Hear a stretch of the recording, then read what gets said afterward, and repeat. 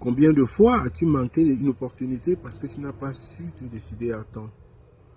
L'indécision est une décision cachée, celle de rester sur place, hésiter de se lancer, de changer ou d'agir. Bonjour à tous, bonjour au monde, dépendamment de l'endroit où vous nous regardez. Bienvenue à cet hebdomadaire. Vous l'avez compris, nous sommes jeudi. Comme tous les jeudis, nous abordons un sujet de développement personnel et ce jeudi, nous allons aborder l'indécision. L'indécision qui est, comme j'ai dit dès le départ, qui est une décision cachée, qui est celle de rester sur place. Donc, vous hésitez à vous lancer, à changer ou à agir. Donc, l'indécision, ce n'est pas seulement ne pas savoir quoi faire, c'est avoir peur de se tromper. C'est avoir la certitude que tout est vert pour pouvoir commencer. C'est ça l'indécision. Elle fait peur. Elle fait perdre du temps, de l'énergie et fait perdre la confiance en soi. Donc, je donne un exemple de l'indécision. Vous avez deux opportunités qui se présentent à vous et là, vous passez le temps à réfléchir ou à comparer laquelle des deux vous conviendrait ou par laquelle vous commencerez. Non. Il faut simplement choisir une et tester. C'est ça, prendre la décision.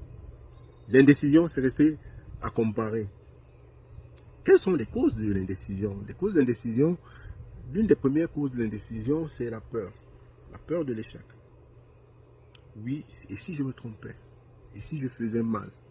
Oui, ça c'est l'une des causes de l'indécision. Il y a une autre cause de l'indécision qui est ce que vont penser les autres. C'est-à-dire que qu'est-ce que les autres vont dire? Qu'est-ce que les autres vont penser? Donc la peur du regard des autres. Ça, également, c'est ce qui pousse à l'indécision. Et puis vous avez également le perfectionnisme. C'est-à-dire qu'il faut que tout soit vert, tout soit clair, tout soit propre pour que je me lance. Non. Parce que le perfectionnisme, c'est la forme la plus avancée de la procrastination. Non, il ne faut pas attendre cela. Et enfin, il y a le manque de clarté. Le manque de clarté sur les priorités que vous avez. Si vous manquez de clarté, vous ne pouvez pas décider. Vous ne pouvez pas décider parce que vous ne savez même pas où est-ce que vous allez. Donc ça, ce sont des causes de l'indécision. Et puis rapidement, on va voir quelles sont les solutions à l'indécision. Il y en a, des solutions. La première des solutions, c'est de clarifier ce qu'on veut vraiment. Parce que si tu ne sais pas, tu ne peux pas décider. Si tu ne sais pas ce que tu veux, tu ne pourras pas décider. Donc, il faut clarifier cela. Et puis, décider vite et ajuster après.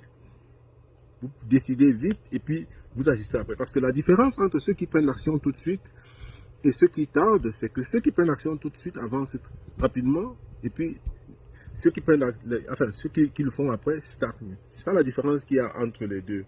Et puis, l'une des troisièmes choses, c'est qu'il faut pouvoir faire confiance à votre intuition. Parce que votre intuition, c'est généralement ce qui est bien pour vous avant le raisonnement. Souvenez-vous, on a parlé il y a quelques semaines ici là du subconscient. Oui, ça, ce sont les trois leviers que vous pouvez utiliser pour pouvoir vaincre l'indécision. Et donc, l'indécision, vous savez, détruit les rêves plus que l'échec même. Je répète, l'indécision détruit les rêves plus que l'échec même. Donc, passez à l'action. Pour ceux qui ont des projets, qui ont des opportunités, peu importe c'est quoi, que vous ayez découvert ou bien qu'on vous ait présenté, prenez action et ajustez après.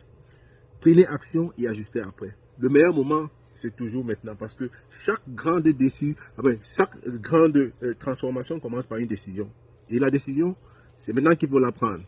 Prenez une décision et puis ajustez après. Je vous souhaite une bonne journée. Merci, au revoir.